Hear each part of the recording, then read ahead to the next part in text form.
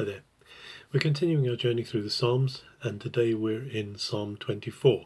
In Hebrew, Tehillim, Kaf Dalet. Kaf is the Hebrew letter standing for 20, and Dalet is the Hebrew letter standing for 4. So Psalm 24. Its titling is Le David Mizmor, meaning a Davidic musical composition, so either by David or in the style of David.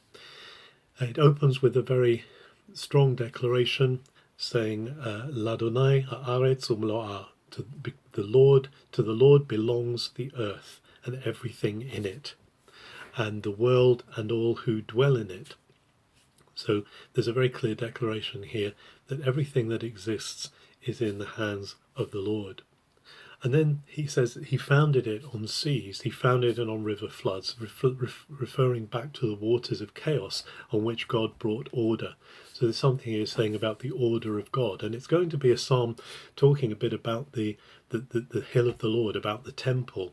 And so here the picture is of God who founded the earth, and he's also going to be he's going to be coming to his temple later on.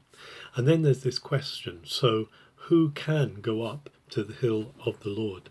Who can go into the holy place? And it's saying only the one whose hands are clean and heart is pure, who's not lifted up his voice deceitfully, who's not given himself to idols, who's not acted with a lack of integrity towards the Lord. There's a demand for purity here. There's a need for purity as we approach the place of God's glory, the place of his dwelling. And this is the person who will receive rescue. This is the person who will receive salvation. And then there's this statement, Zedor Dorshem Vakashe Epanecha Yaakov. That means this is the generation of those who, there's two words here, Dorshe and Vakashe. And Darash is to really pursue, really go after, quest after, search out. The Vakashe are those who seek, those who want, those who desire. It's the normal word for please in Hebrew. Vakasha is please. So there's a kind of a difference here. That there's this is a generation of those who are coming after you, God, who seek your face.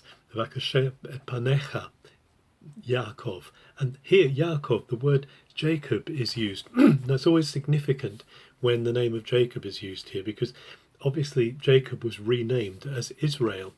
But here we're reminded that Jacob, when he was still Jacob, just before his name was changed, had an encounter with God where God blessed him, and he sought God's blessing. If you remember in that wrestling bout he had with God at Peniel, the face of God, he called on God for blessing, and that's where God touched his hip and where he was completely changed, and God renamed him Israel, the one who contends with God and finds favour.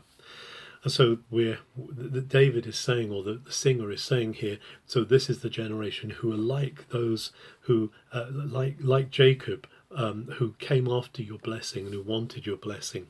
So these are those who are seeking your blessing as intently as Jacob did. And then there's a turning again to this theme of the temple.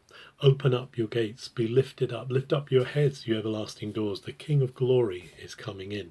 There's this picture here both for David and for Solomon of the coming of God to his place of dwelling, to this filling the temple. We read in various places of God filling the tabernacle, filling the temple with his presence. And this is the King of Glory, the one who is strong and mighty, the one who's mighty in battle.